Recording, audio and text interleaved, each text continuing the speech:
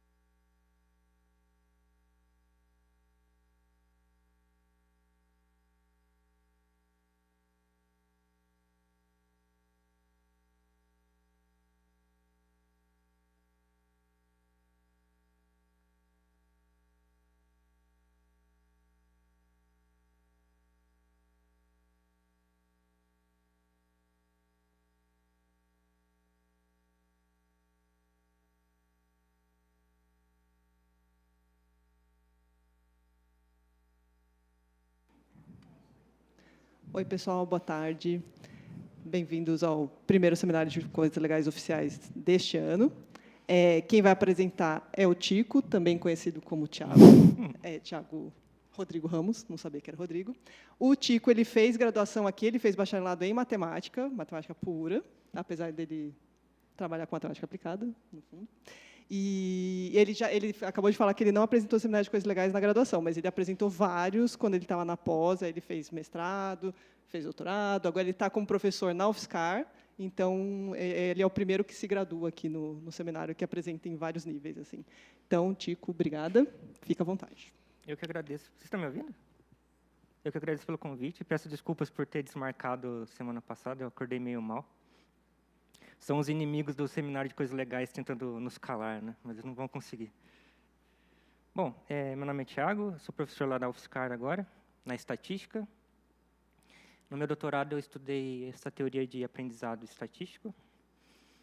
E eu vou falar um pouco sobre isso, porque não sei se alguém aqui tem familiaridade com essa área, vocês já ouviram alguma coisa sobre isso? Então tem uma ideia que muita gente acha que essa parte de aprendizado de máquinas é puramente heurística, que você tem os dados, daí você separa em 2 pedaços, treina, testa e já era, né? Isso é um preconceito bem comum, assim, mesmo dentro das áreas científicas que não deveriam ter esse preconceito. Sabe? Mas então eu queria falar um pouco sobre a matemática. Vou tentar brevemente falar sobre a matemática. Daqui, antes de começar, por algum motivo, quando eu estava fazendo essa apresentação, eu lembrei desse filme que eu gosto bastante. Vocês já viram falar? Um Drink no Inferno? Não tem muito a ver com a apresentação, mas é um filme bem comum assim sobre um pessoal fugindo da polícia, tá?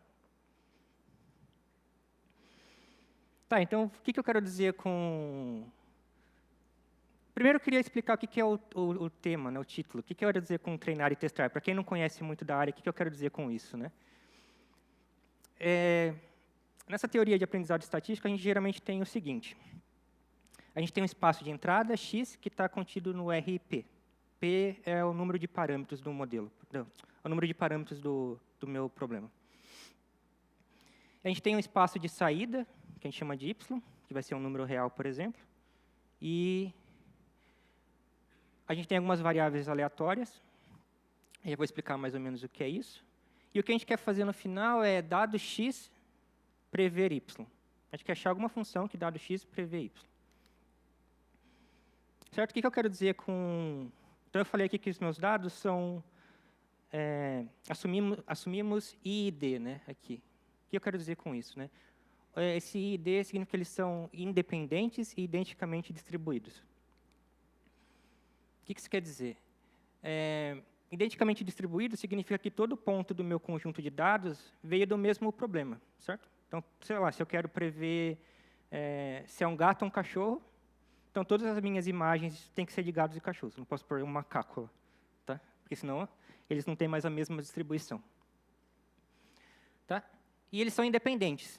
Né? Eu não posso, se eu quero prever se é um macaco, um gato ou um cachorro, eu não posso tirar várias fotos do mesmo cachorro. Tá? Tudo bem? Então, vocês entenderam mais ou menos o que é CI e D? Tá? Então, essa aqui é meio que a hipótese fundamental assim, do aprendizado supervisionado. Então, por exemplo, um exemplo mais claro aqui. Então, suponha que a gente tem informações de idade, nível de escolaridade, horas de trabalho e renda. Um problema clássico que a gente gostaria de resolver é, dado a idade, escolaridade e horas, prever a renda da pessoa. Certo?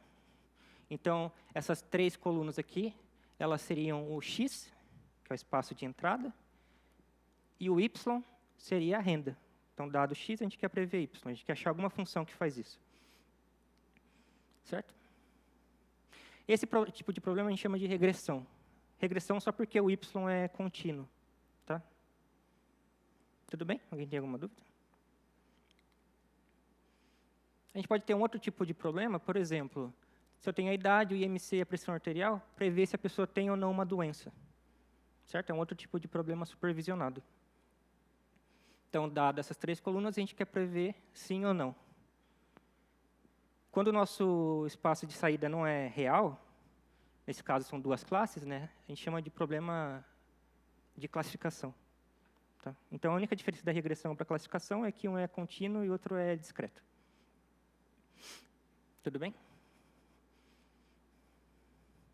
Então, o que a gente quer fazer? Foi aquilo que eu falei para vocês, né? Pares XY. Então, por exemplo, quem que seria um par XY aqui? Seriam as linhas. Tá? A linha contém a informação do X, que são essas 3 colunas, e o Y. Tá? Então, o que a gente quer fazer é, dado esses pares XY, ou seja, essa tabela aqui, aprender uma função, f, que dado, por exemplo, a idade, o IMC e a pressão arterial de uma pessoa que não está nessa tabela, eu consigo prever se ela vai ter ou não a doença. Certo? É isso que eu quero fazer. Então, eu quero aprender uma função que, dado o meu x, um x nunca visto antes, vai ser uma boa aproximação para o meu y. Tá? Então, é isso aqui que eu quero fazer. Esse igual torto, sei lá, é um aproximado. A gente precisa formalizar, né, o que significa esse aproximado. Tá? Mas então o que a gente quer fazer é, dado x, aprender uma função que f de x é aproximadamente y.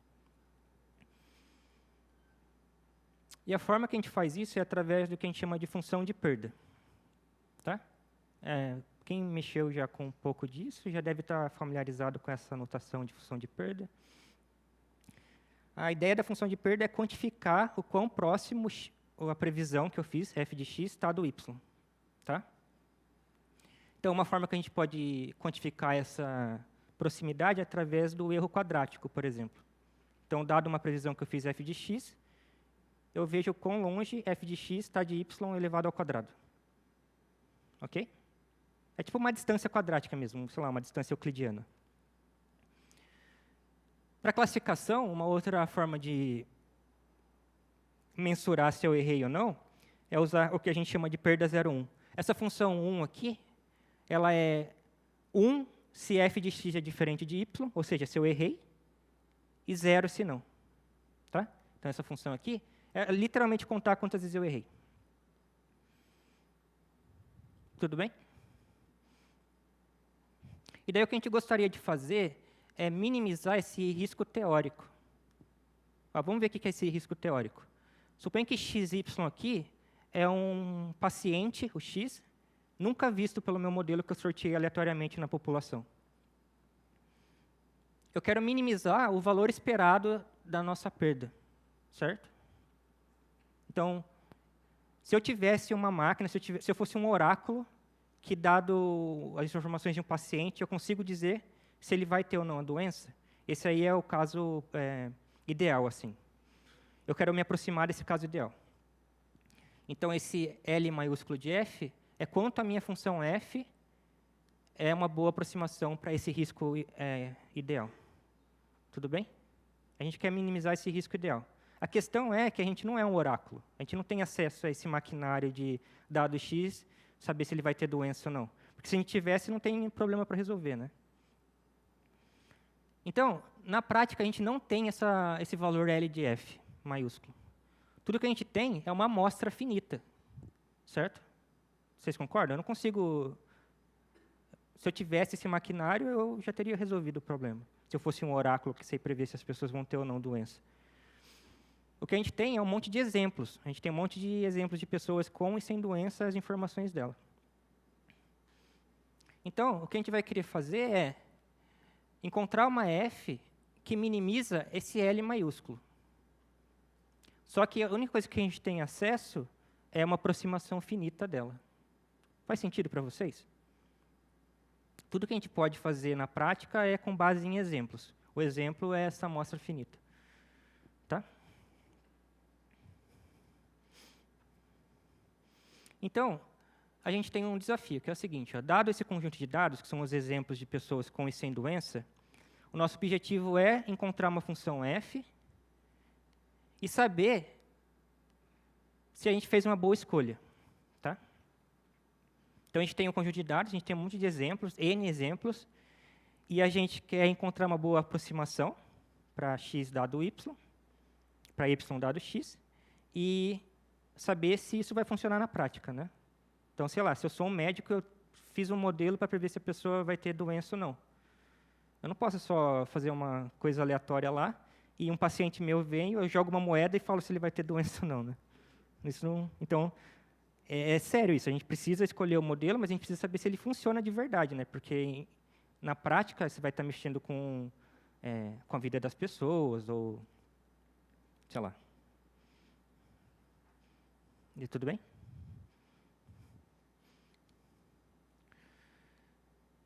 Então, como que a gente faz isso? Tudo que a gente tem é esse conjunto de dados com N pontos. E a gente quer escolher f e saber se ela funciona ou não.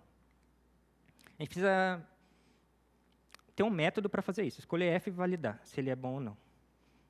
Uma ideia seria assim. A gente pega o conjunto todo, para não desperdiçar dado, pega o conjunto todo e usa ele em algum algoritmo para escolher uma função f.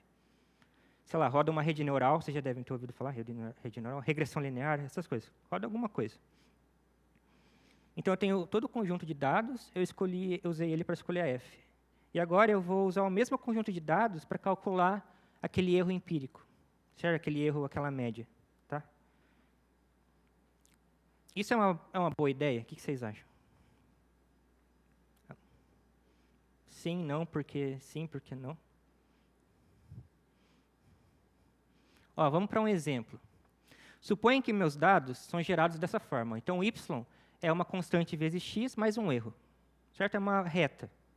É uma reta, só que eu coloco alguns ruídos na reta. Só que eu não sei que o modelo é esse. Então, eu só vou te dar exemplos de y e x. Certo? Se a gente soubesse que o modelo era dessa forma, a gente não teria o que fazer. A gente já sabe como ele é. Então, a gente não sabe que a relação verdadeira é linear. Tudo que a gente vai ter são alguns x e alguns y. Então, o que a gente vai ter na prática é isso aqui. Ó. Tá? Essa reta vermelha gerou os pontos azuis. E eu queria achar um modelo que é uma boa previsão para os pontos pretos. Tá? Só que a gente não sabe que é essa reta vermelha que gerou os dados. Isso que a gente gostaria de descobrir. A pergunta é, suponha que eu minimizo o erro nos pontos azuis. Isso vai ser uma boa previsão para os pontos pretos? É a mesma pergunta que eu fiz antes, só que de outra forma. O que vocês acham? Oi? Não necessariamente. Por quê?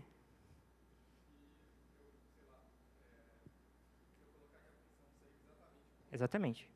Isso. Então, uma coisa que a gente poderia fazer para reduzir o erro nas bolinhas azuis é pegar uma reta vermelha que passa em todos os pontos azuis. Isso aqui não é exatamente... Opa! Ah, certo. É exatamente isso. A gente pode pegar uma reta vermelha que passa por todos os pontos azuis, que ela interpola os dados, e o erro nos pontos azuis vai ser zero, porque, por construção, ela vai passar por todos os pontos azuis. Então, a gente teria uma coisa tipo isso. Ó.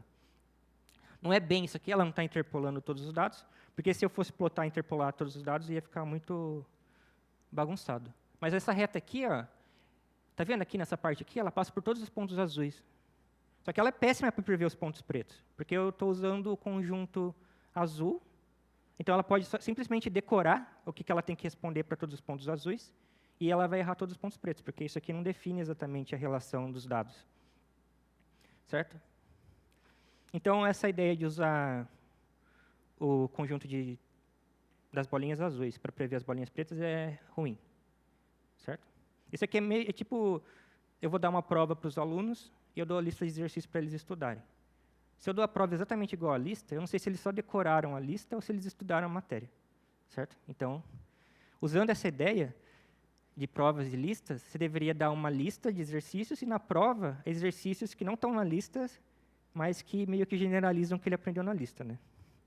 Então, de certa forma, a gente é modelo de aprendizado. Né? Então, o que o pessoal faz na prática? A gente divide o conjunto em dois pedaços. A gente vai usar um pedaço para escolher a F e o outro pedaço para avaliar se ele é bom ou não. Certo? Porque agora a lista de exercício e a prova são diferentes. Certo? Então, a ideia é que esse conjunto que a gente separa de teste, ele nunca foi visto na hora de treinar, escolher a função f. Então, você não vai ter esse perigo de escolher um modelo que interpola os dados. Certo? É isso.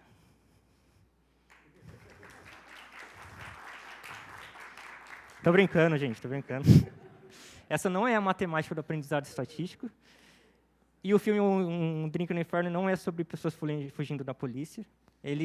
Metade do filme eles estão fugindo da polícia. A outra metade eles começam a lutar contra vampiros, num bar. Então é um filme muito bom. E a apresentação não é sobre separar e validar e testar. Né? Oi? É.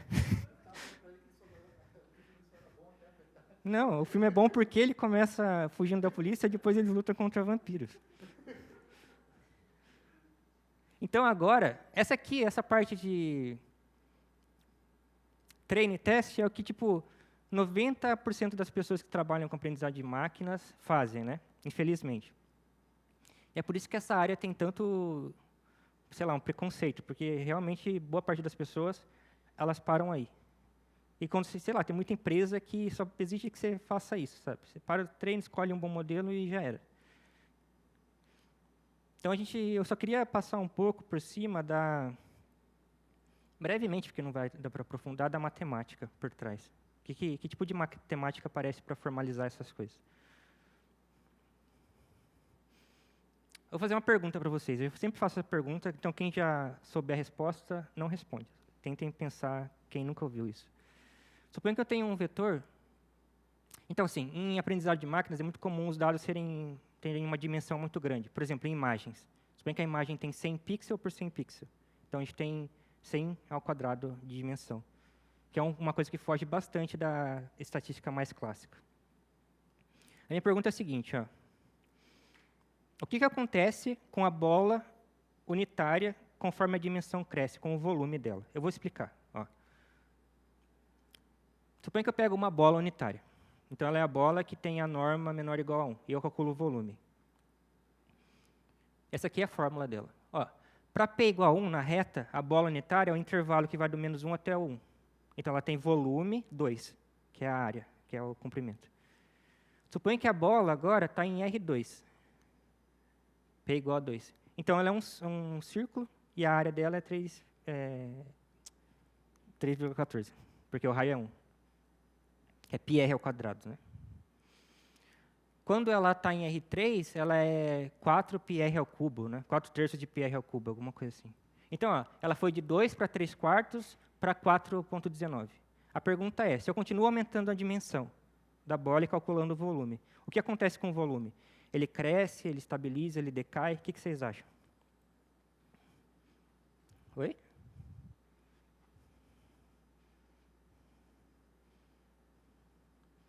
Vou dar 5 segundos para vocês pensarem, porque a reunião não é infinita também, né?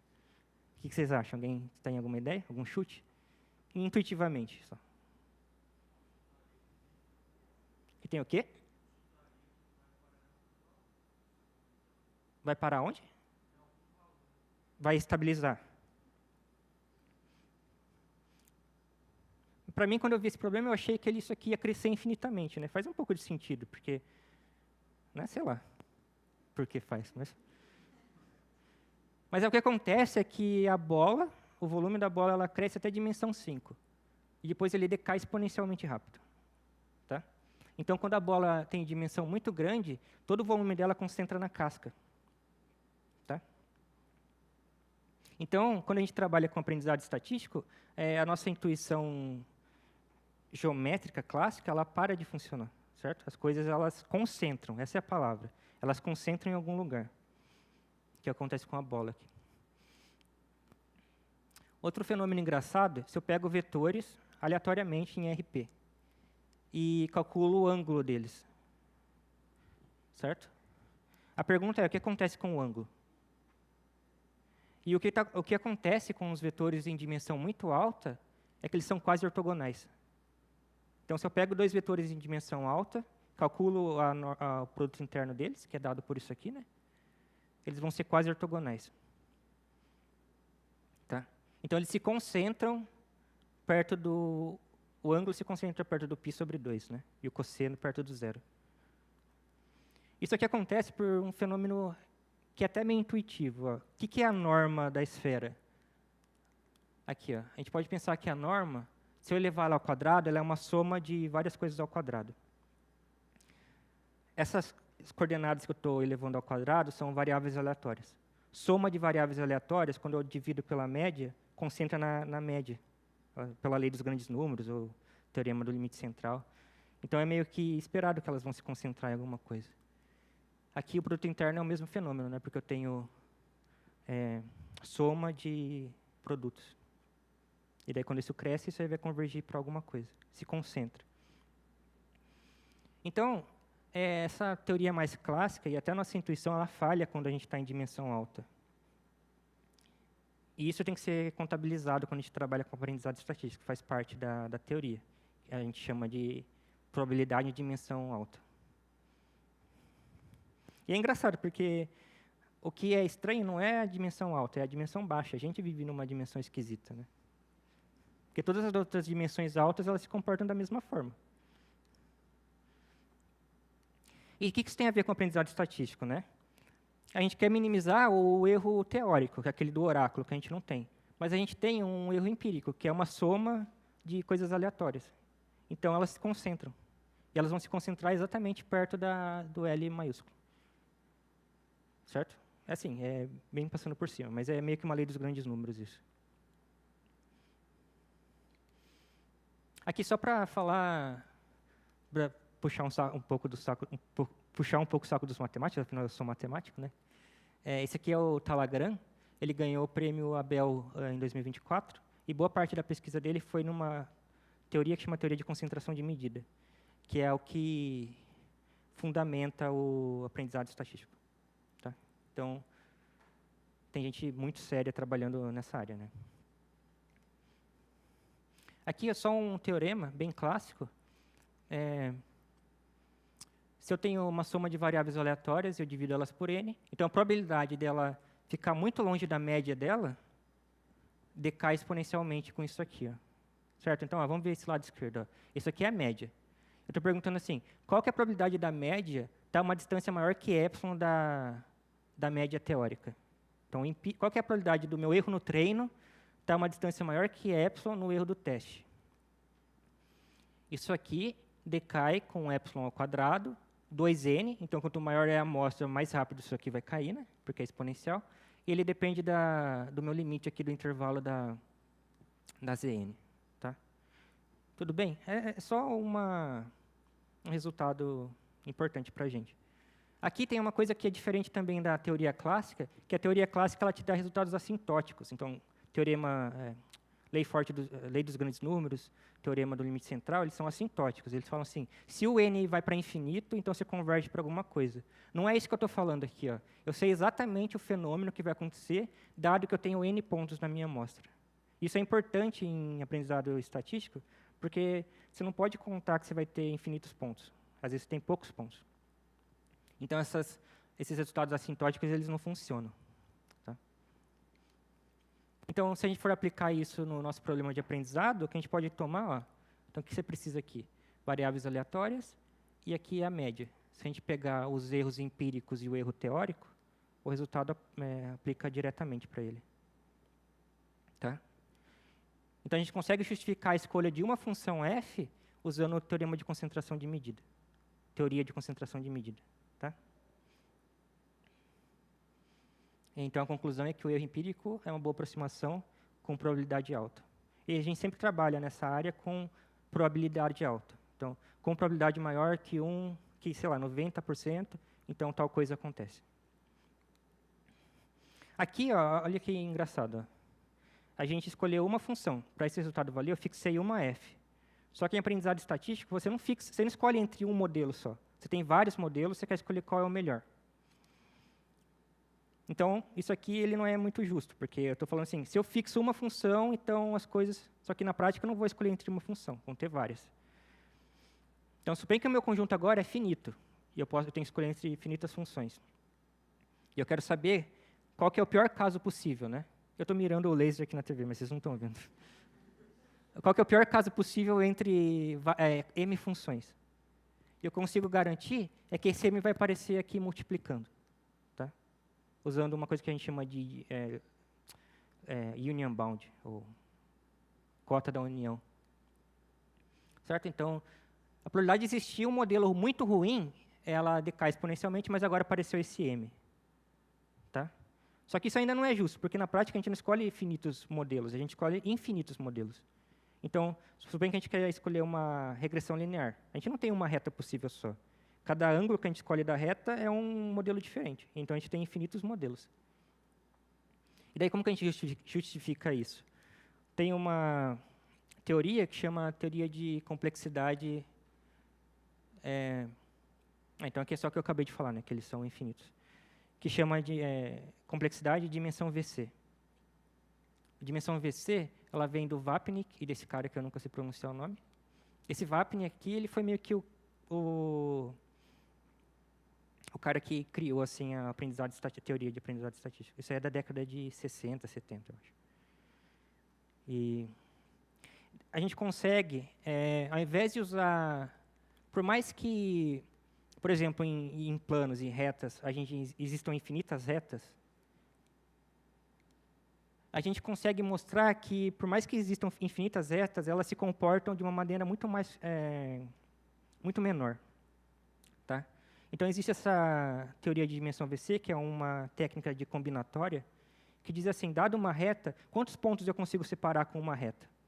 Certo? É mais ou menos essa a ideia. E se eu formalizar bem isso, vocês vão ver que uma reta ela não consegue separar os pontos de todas as formas possíveis. Certo? Então, é meio que isso que fala. Então, por exemplo, aqui nessa cota, que aparece um 2M, se eu tivesse infinitos modelos, eu teria infinito, não funcionaria. Mas se eu estou trabalhando com retas, por exemplo, elas não vão se comportar como infinito, elas vão se comportar como uma dimensão mais 1, por exemplo. Então, algumas coisas legais. Usando essa teoria de dimensão VC, a gente consegue provar que, por exemplo, classificadores lineares, retas, hiperplanos, eles têm dimensão VC P mais 1. Então, aqui, ó, se eu estou usando um classificador linear, por exemplo, um SVM, para quem já ouviu alguma coisa dessa área, aqui não vai aparecer um M, ele vai aparecer um P mais 1. Eu consigo trocar. Modelos de árvore. Modelos de árvore a gente consegue ter cotas para dimensão VC também. Então, árvore de decisão, floresta aleatória, boosting, isso tudo a gente consegue argumentar que funciona usando a teoria de dimensão VC. Certo? Então, por mais que as coisas tenham infinitas possibilidades, a gente consegue reduzir para uma quantidade finita. Tá? E aqui é só um teorema importante para a dimensão VC. É mais ou menos aquele teorema de Hefedin que eu mostrei antes, só que aparece a dimensão VC aqui D, tá vendo? Então, a gente consegue a estimativa do erro empírico para o erro teórico usando a dimensão VC. Não vai ter um problema de coisas infinitas. Tá? Tudo bem? Aqui é bem por cima, não dá para eu me aprofundar muito. Então, só dando mais uma revisada, ó, esse tipo de problema aqui a gente vê em SVM, esse tipo de classificador. Esse classificador aqui é o que ele está falando. Ó. Suponha que eu tenho duas nuvens de pontos, doentes e não doentes aqui. Ele vai tentar separar esse conjunto usando uma reta. E daí ele pergunta se o ponto está acima da reta, apontando para o vetor normal, para quem já fez álgebra linear, ou apontando contra o vetor normal. Isso é um classificador. Bom, isso aqui é uma reta, um hiperplano, alguma coisa assim. Então, a dimensão VC dele é pequena. Então, a gente consegue justificar que SVM funciona, coisas com regressão linear funcionam, enfim. Árvore de decisão também, para quem já viu floresta aleatória, ou a própria árvore, ou boosting, o AdaBoost, a gente consegue justificar assim também. E tem alguns papers que tentam trabalhar com redes neurais também. Redes neurais é um pouco mais complicado, assim, a teoria. Ela beira umas coisas meio esquisitas, tipo mecânica estatística, para tentar justificar. Mas tem trabalho que tenta fazer isso, usando a dimensão VC também. Tá, então, só para concluir, existe teoria para aprendizado de máquinas, né? Então, muita gente acha que não existe teoria de aprendizado de máquinas, assim como muita gente acha que não existe Engenheiro das Trevas em bares, o que é mentira, porque no final do filme, você descobre que o bar, na verdade, era um templo abandonado, cheio de vampiros. Tá? Então, a conclusão é que, às vezes, a gente precisa se aprofundar mais, né, e não ficar muito na superfície. A gente tem que ir até o fundo e ver que existe teoria de dimensão, teoria para aprendizado estatístico. Né? É isso, obrigado.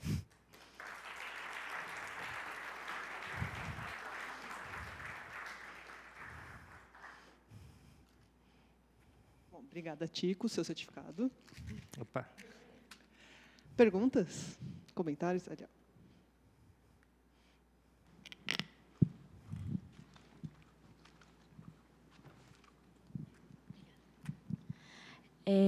Acho que talvez você consiga só falar por cima para mim, mas eu tenho ouvido esses termos e aí eu estou com um pouco de dificuldade de correlacionar eles agora.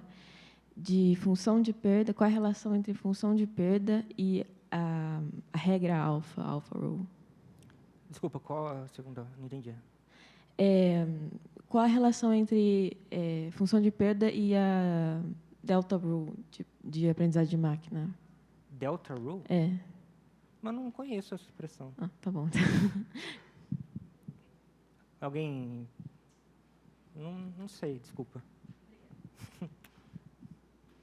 Mas a função de perda é o que a gente usa para escolher o modelo, sabe? Então, cada modelo está tentando minimizar alguma coisa. E o que você tenta minimizar importa na solução final.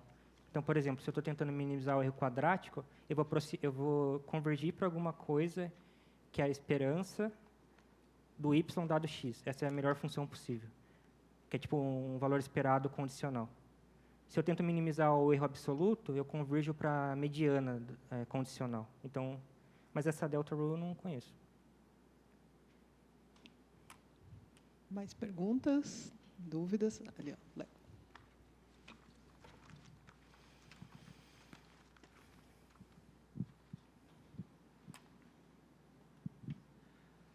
Minha pergunta é se tem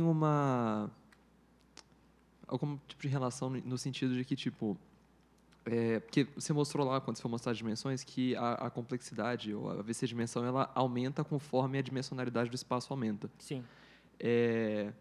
Mas eu imagino que conforme o número de classificadores lineares que você precisa usar aumente, por exemplo, um modelo que são 2 classificadores, assim, então você quer classificar em mais categorias, assim, você vai usar tipo duas retas, e aí dependendo de onde o ponto está, enfim. O que aumenta mais a complexidade? Você usar mais classificadores ou você aumentar a dimensão? Então, o que vai aumentar a complexidade é a complexidade dos classificadores, no seguinte sentido. Por exemplo, se eu estou usando classificadores lineares, eu consigo provar que um classificador linear ele não é capaz de... Escolhe uma conjunto de pontos, sei lá, escolhe N pontos. Seria bom se eu conseguisse... Eu posso, né? Por exemplo, suponha que eu tenho, no R2, eu tenho esse ponto e esse ponto. Tá? E eu quero separar eles com todas as... Eu quero fazer combinações de zeros e uns neles. E eu quero ter todas as combinações de zeros e uns possíveis usando uma reta. Então, ó, eu consigo fazer esse aqui 0, 1, 1, fazendo essa reta. Eu chamo esse cara de 0 e esse aqui de 1. Eu consigo fazer todas as combinações. Agora, com 4, eu não consigo. Porque eu não consigo fazer, por exemplo, 0, 0, 1, 1. Porque se eu passo uma reta, esses pontos sempre vão ficar separados. Essa aqui é a ideia de dimensão VC. Então, por mais que eu tenha infinitas retas possíveis, eu não consigo fazer qualquer combinação possível. Eu não consigo fazer qualquer classificador. Nesse caso aqui, em 2 dimensões, eu consigo separar no máximo 3 pontos, né? Porque 4 eu não consigo. E você consegue mostrar que, para retas, é um resultado mais difícil de provar, você sempre consegue separar D mais 1 pontos. Então, é daí que vem. Então, só que daí, esse resultado sai do fato de a gente estar usando retas, né? Então, não sei se isso responde bem a sua pergunta.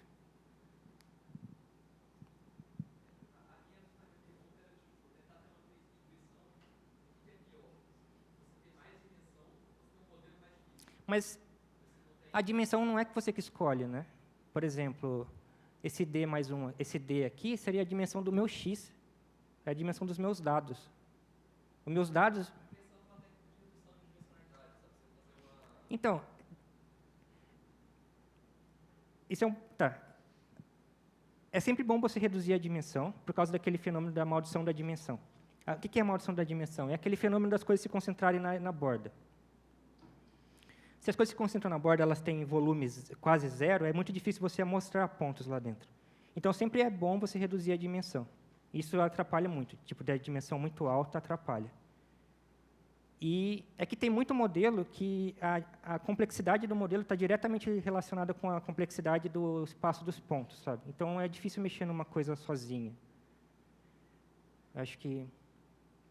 Só que tem outra questão, porque por mais que os dados estão em dimensão alta, a gente meio que, intuitivamente, a gente não acha que os dados estruturados realmente estão na dimensão enorme. A gente supõe que eles estão meio que mergulhados numa subvariedade de dimensão menor, certo?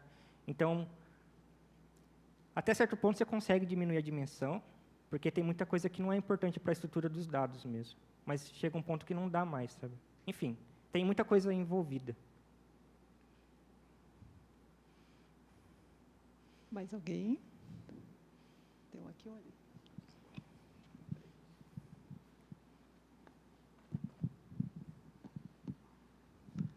Peraí, qual era a mão daqui? Aqui. Boa tarde, Thiago. Boa tarde. Nessa teoria de dimensão VC, a gente está falando de combinatória, né? Uhum. Para classificação. E por problema de regressão, tem alguma teoria? Tem. Tem como você reduzir, meio que fazer uma gambiarra lá para reduzir o problema de regressão para classificação, Mas tem uma teoria, tem uma outra noção de complexidade que chama complexidade de Rademacher. E daí você consegue trabalhar com variáveis que são contínuas. Mas, basicamente, o que você está tentando calcular é o quão correlacionado o meu estimador está com um ruído aleatório. Essa é a ideia de complexidade de Rademacher. E daí você não precisa ser coisas binárias, mas as coisas funcionam ainda. Oi, Thiago, valeu pela palestra. Eu queria saber o que acontece com a dimensão VC quando eu jogo os meus dados num espaço de dimensão infinita. Então, depende... Então, é que aqui tem uma diferença sutil, né? Porque aqui eu não estou trabalhando com dados em dimensão infinita. Em momento nenhum eu falei de dados em dimensão infinita, né? Eu falei de dados em dimensão muito alta, mas a gente nunca chega nesse caso de dimensão infinita. Mas, deixa eu ver o que eu posso falar sobre isso. É que tem uma... Para o pessoal que já fez análise funcional, tem aquela teoria de representação de RIS, que você consegue... Enfim. Tem um resultado de análise funcional que eu consigo pensar em algumas coisas que são kernels, que são tipo generalização de produtos internos, como um produto interno em algum espaço de Hilbert. E daí, por exemplo, tem um kernel que é o kernel gaussiano. E esse kernel gaussiano ele está num espaço de dimensão infinita. Só que eu meio que consigo representar ele como um produto interno. E se eu consigo representar ele como um produto interno, eu consigo falar em retas, por exemplo. E daí talvez dê para justificar assim, sabe? E daí esses classificadores lineares ainda fazem algum sentido, mas eu não sei. Mas aqui tudo que a gente trabalhou foi com dimensão alta, mas não infinita, né? E as coisas ficam esquisitas, né? Em dimensão, mais ainda, né? Mas enfim, alguma coisa assim. E aí, pessoal, mais alguém? Não? Então, obrigada, Tico. Valeu, gente. O próximo seminário vai ser...